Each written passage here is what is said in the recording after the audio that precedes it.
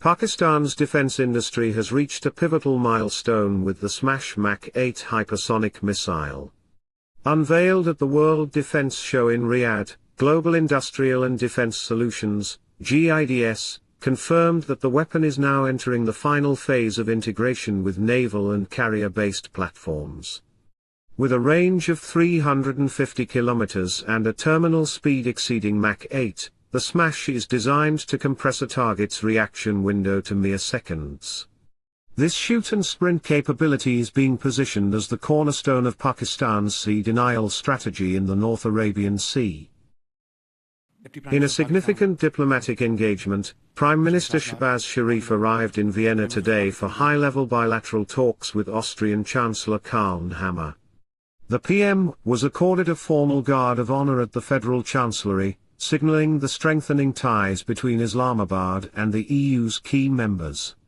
The discussions focused on expanding cooperation in renewable energy, higher education, and climate-resilient infrastructure. The visit also underscored Pakistan's strategic importance as a bridge between South Asia and Central Europe.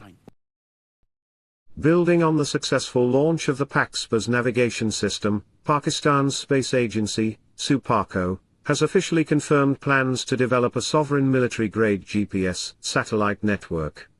Following the rigorous testing of PAXPAs during the Kholistan Rally 2026, officials stated that the goal is to eliminate reliance on foreign GNSS technologies for critical defense operations.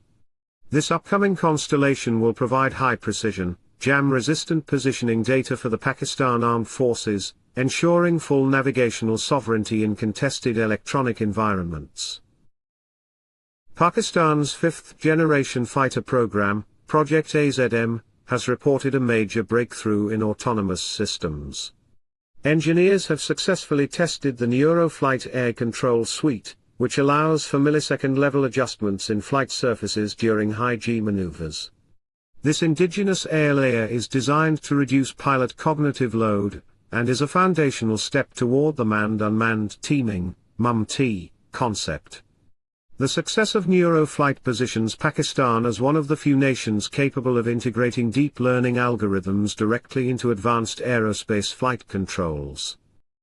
From Gwadar to Washington, this is Pak Geo Defense Update, Pakistan's voice in the world of defense and geopolitics. Please subscribe. In a moment of significant regional realignment, Pakistan's Planning Minister Ahsan Iqbal arrived in Dhaka today to attend the historic swearing-in ceremony of Prime Minister-elect Tariq Rahman. Iqbal's presence as a guest of honor underscores the rapid thaw in Pakistan-Bangladesh relations following the recent elections. Beyond the ceremony, Iqbal held a strategic meeting with Chief Advisor Professor Muhammad Yunus to discuss the knowledge corridor and the revival of direct air and maritime links.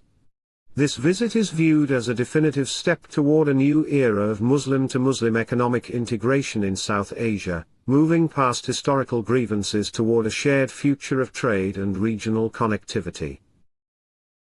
French President Emmanuel Macron has touched down in Mumbai to begin a three-day state visit, with the contract of the century at the top of the agenda.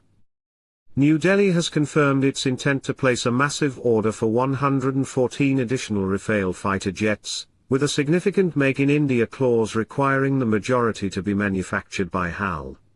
Beyond hardware, Macron is attending a dedicated artificial intelligence summit in New Delhi, where France and India are expected to sign a landmark AI cooperation pact. This visit cements France as India's primary Western defense partner, effectively displacing traditional Russian influence in the Indian aerospace sector. The Pakistan Navy's leadership has issued a powerful statement of regional solidarity. During a formal visit to Abu Dhabi, the Chief of Naval Staff reaffirmed that the security of the United Arab Emirates is an integral part of Pakistan's own national security. This declaration follows the conclusion of the inspired Gambit counterterrorism drills and points toward an deepening maritime security umbrella.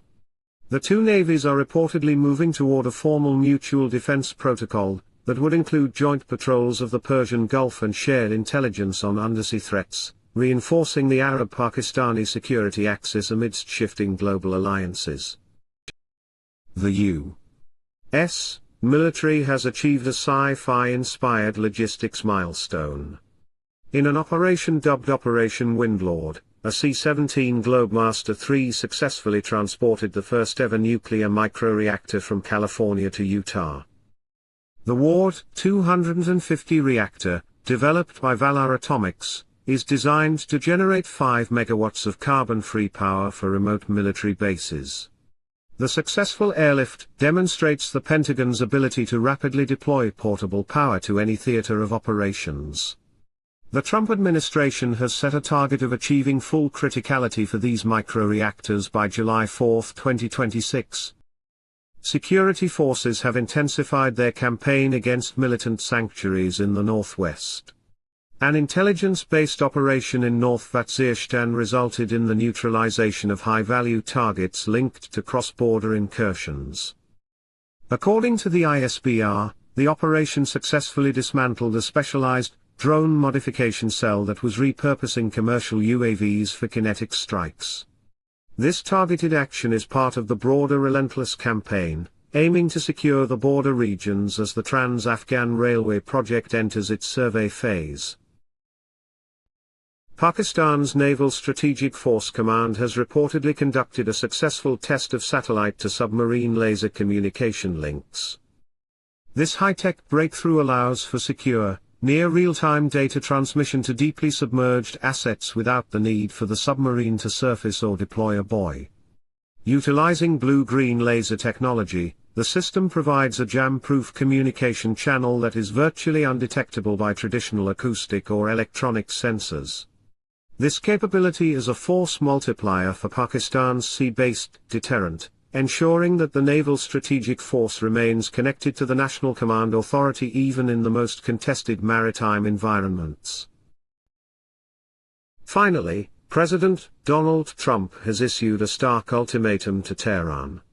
Speaking from the White House following a meeting with Benjamin Netanyahu, Trump warned that failing to reach a new nuclear deal within the next month would lead to very traumatic consequences for Iran.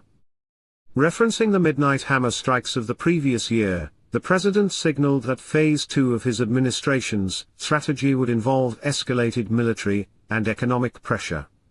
While Tehran has expressed an openness to compromises through Omani mediators, the White House has made it clear that the clock is ticking, and the U.S. is prepared to act if diplomacy fails to secure a permanent and verifiable agreement. That's enough for today. Share your thoughts in comments section, and please answer